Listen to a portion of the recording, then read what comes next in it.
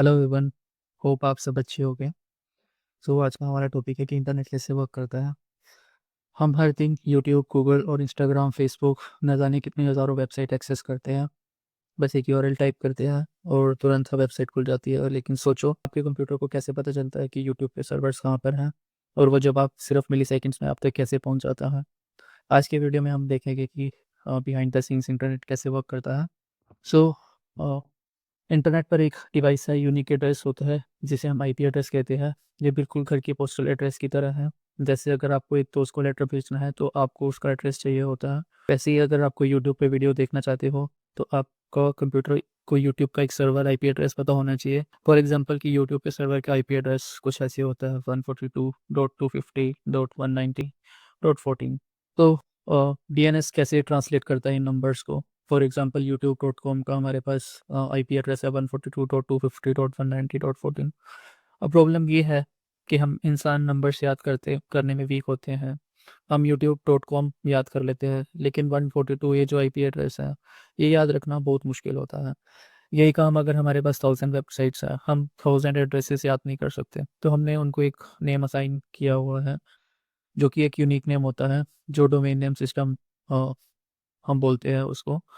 ये एक phone book की तरह होता है जो नंबर्स को सेव करता है नेम के साथ।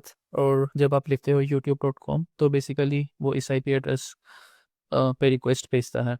अब आपके कंप्यूटर को कैसे पता है कि ये रिक्वेस्ट कहाँ पर भेजनी है, तो ये इसी आईपी एड्रेस के पास ही रिक्वेस्ट भेजता है।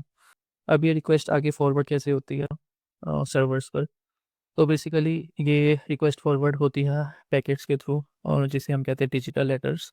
तो इंटरनेट पर डेटा एक बड़ा ब्लॉक बनकर नहीं जाता, उसे तोड़ दिया जाता है छोटे छोटे पैकेट्स में। हर पैकेट एक छोटे लेटर की तरह होता है। उस पर लिखा होता है एक फ्रॉम एड्रेस जो कि आपके कंप्यूटर का आईपी एड्रेस होता है, और एक होता है उसमें टू जो कि एक सर्वर का आईपी एड्रेस होता है।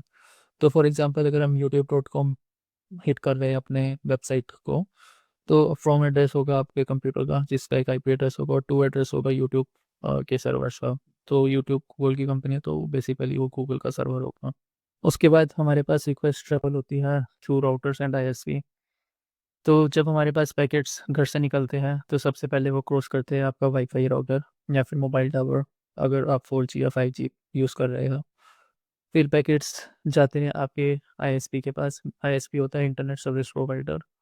ये वही कंपनीज होती है जैसे कि एयरटेल, जियो या बीएसएनएल।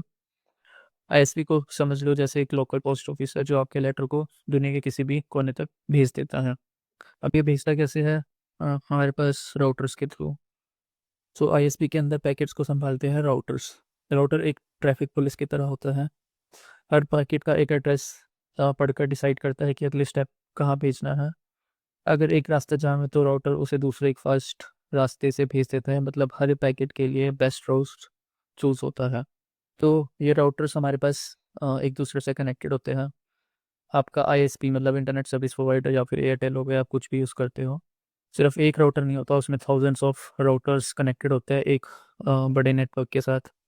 आपका पैकेट पहले लोकल राउटर, रीजनल राउटर के पास जाता है, फिर उसके बाद वो एक नेशनल राउटर के पास जाता है, और फाइनली टीयर 1 आईएसपी राउटर तक पहुंचता है। अब जब हम बात करें कि टीयर 1 और टीयर 2 क्या होता है, टीयर 2 होता है कि हमारे पास जैसे जो नेशनल लेवल पे कंपनीज होगी, एयरटेल होगी, बीएसएनएल होगी, जियो होगी। और टीयर 1 होता है कि आगे मतलब इंडिया से बाहर अगर आपके सर्वर है तो वहाँ पे रिक्वेस्ट कैसे जाएगी थ्रू टीयर 1, जिसमें एक नेटवर्क का जाल बिछा रखे अंडर द सी पूरे वर्ल्ड में। सपोज आपके सर्वर्स अगर दूसरे कंट्रीज में है तो उसके हम कैसे कनेक्ट करेंगे, वो हम कनेक्ट करेंगे using tier 1 ISP internet service providers. तो ये जैसे कि एक छोटा लेटर पहले लोकल पोस्ट ऑफिस से निकलता है, फिर सिटी हब में जाता है, फिर इंटरनेशनल हब में जाता है, और फिर डेस्टिनेशन कंट्री में पहुंच जाता है। तो ये कैसे पहुंचता है उसको हम आगे समझेंगे। जैसे कि आप ये देख रहे हैं कि अंडर सी केबल्स जिसको हम एक ओशियन हाईवे कहते हैं। अब मान लो आप इंडिया में हो और यूट्यूब का सर्वर यूएस में है, तो डेटा ओशन कैसे क्रॉस करेगा? सैटेलाइट्स तो है नहीं, बल्कि समुद्र के नीचे बिछी हुई फाइबर ऑप्टिक केबल्स के थ्रू ये क्रॉस करेगा। ये केबल्स लाइट के पल्सेस भेजती है जो billions of GB of data एक साथ ले जाती है। अब जैसे आप अभी यूट्यूब पे एक वीडियो देख रहे हो, तो सोचो आपका पैकेट अब ये अटलांटिक ओशियन के नीचे ट्रैवल कर रहा होगा। अब ये टीयर 1 और टीयर 2 क्या होता है उसको हम समझेंगे थोड़ा सा।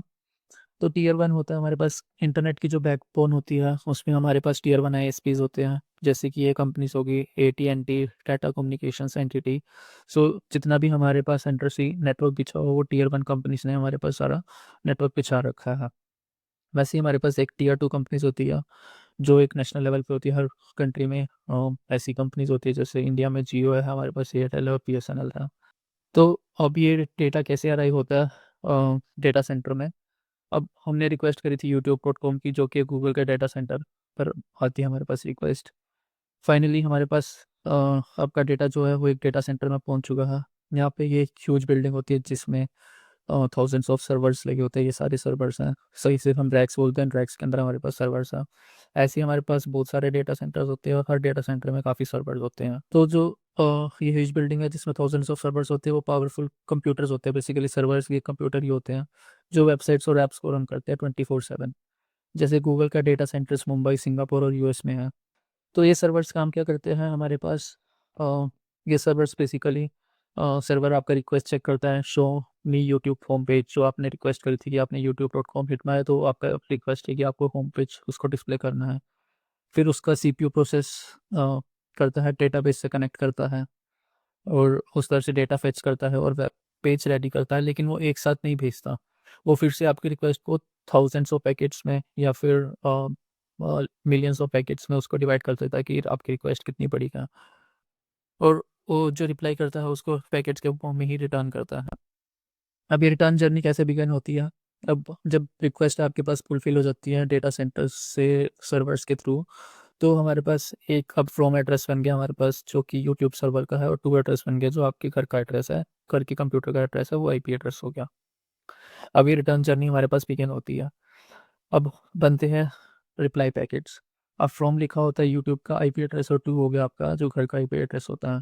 तो ये इंश्योर करता है कि जो आपका आप जिस आईपी एड्रेस से रिक्वेस्ट आई है उसी आईपी एड्रेस पे आपको रिक्वेस्ट, उसी आईपी एड्रेस पे आपकी रिक्वेस्ट वापस आए, ताकि और किसी के पास रिक्वेस्ट हो वापस ना जाए। अब ये रिक्वेस्ट वापस हमारे पास सेंट्रल सी केबल्स के थ्रू, जो कि ऑप्टिकल फाइबर्स हमारे पास सारी पूरे वर्ल्ड में बिछी हुई है, और इसमें ये रिक्वेस्ट फिर वापस पैकेट्स के थ्रू वापस आती है। ये रिप्लाई पैकेट्स वापस निकलते हैं राउटर से अंडर सी। अब टीयर 1 कंपनीज ने जो इंफ्रास्ट्रक्चर बिछा रखा है अंडर वाटर, वहाँ से रिक्वेस्ट आएगी, फिर टीयर 2 आईएसपी के पास अपने कंट्री में रिक्वेस्ट वापस आएगी। लेकिन ज़रूरी नहीं है कि जिस रास्ते से रिक्वेस्ट गई है और वो उसी रास्ते से ही वापस रिक्वेस्ट वापस आए।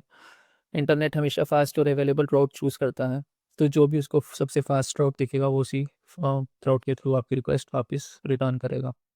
अब ये रिक्वेस्ट हमारे घर तक कैसे आती है। अब जैसे हमारे पास हमारे कंट्री में रिक्वेस्ट आ चुकी है, अब हमारे पास एक आईएसपी के पास रिक्वेस्ट आ गई, जैसे कि आप फॉर एग्जांपल एयरटेल के पास रिक्वेस्ट आ चुकी है हमारे पास। अब आईएसपी तक पहुंचाने के बाद पैकेट्स वापस भेज दिए जाते हैं आपके राउटर या फिर मोबाइल टावर पे। ये एक मोबाइल टावर है जो एक आईएसपी का है, और वहाँ से वो डायरेक्टली आपके फ़ोन या लैपटॉप तक डिलीवर होते हैं। अब जब हमारे पास ये सारी रिक्वेस्ट आ गई और पैकेट्स आ गए, तो ये असेंबल्स कैसे होते हैं। तो हमारे पास जब हमारे पास रिक्वेस्ट आ जाती है पैकेट के फॉर्म में, तो आपके डिवाइस की ज़िम्मेदारी है कि सारे छोटे पैकेट्स को एक साथ सही ऑर्डर में जोड़कर एक कंप्लीट वेब पेज बनाना, और बस यूट्यूब का होम पेज आपके सामने फ्लैश हो जाता है। तो आपने कभी नोटिस करा होगा कि जब आप कोई वेबसाइट ओपन करते हैं, तो आपके पास कभी ये वाली इमेज लोड होती है, कभी ये वाली इमेज लोड होती है, और फाइनली मतलब कुछ मिलीसेकंड्स के अंदर आपका पूरा होम पेज लोड हो जाता है। तो वो एक चंक्स ऑफ डेटा होता है जिसे हम पैकेट्स कहते हैं, कि वो पैकेट्स आते हैं और वो उस पैकेट्स को कंबाइन करता है सही ऑर्डर में, और वो आपको होम पेज एक डिस्प्ले पर देता है। अब हमारे पास कि वाईफ़ाई क्या होता है, मोबाइल इंटरनेट क्या होता है, और कैसे रिक्वेस्ट वाईफ़ाई के थ्रू सर्व होती है और कैसे मोबाइल इंटरनेट के थ्रू सर्व होती है। चाहे आप वाईफ़ाई यूज़ करो या मोबाइल डेटा, फ़र्क सिर्फ फर्स्ट हॉप का होता है। वाईफ़ाई में पैकेट्स राउटर से निकलते हैं, मोबाइल में टावर से निकलते हैं, और इसके अलावा कोई फ़र्क नहीं होता। उसके बाद दोनों का सफ़र बिल्कुल सेम होता है। अब हम इसको एक रियल लाइफ़ एग्ज़ाम्पल से समझेंगे कि ये कैसे काम करता है। इंटरनेट को समझने का एक ईज़ी तरीका है, इसे एक पोस्टल सिस्टम से समझ ले। जैसे कि एक चिट्ठी पे फ्रॉम और टू एड्रेस लिखा होता है, फिर वो लोकल पोस्ट ऑफिस से इंटरनेशनल एयरपोर्ट तक ट्रैवल करती है और फाइनली रिसीवर तक पहुंचती है। बस फ़र्क ये है कि इंटरनेट में ये सब मिली सेकेंड्स में होता है और कोई फ़र्क नहीं होता। तो आपको अब समझ आ गया होगा कि इंटरनेट कैसे वर्क करता है। डीएनएस एड्रेस ढूंढता है, पैकेट सफ़र करते हैं, राउटर्स पाथ दिखाते हैं, डेटा सेंटर्स उसका आंसर्स देते हैं, और पैकेट्स वापस आपके पास लाइट स्पीड से आपके पास पहुंच जाते हैं। ये सब सिर्फ कुछ मिली सेकेंड्स में होता है। ट्रूली इंटरनेट इस दुनिया का सबसे बड़ा इनविजिबल नेटवर्क है। सो ये थी हमारी आज की जर्नी की इंटरनेट कैसे काम करता है। अगर आपको ये वीडियो अच्छी लगी तो प्लीज़ इसको लाइक एंड शेयर करना ना भूलें, और ऐसी सच इंटरेस्टिंग वीडियोस के लिए हमारे चैनल को ज़रूर सब्सक्राइब करें। Thank you.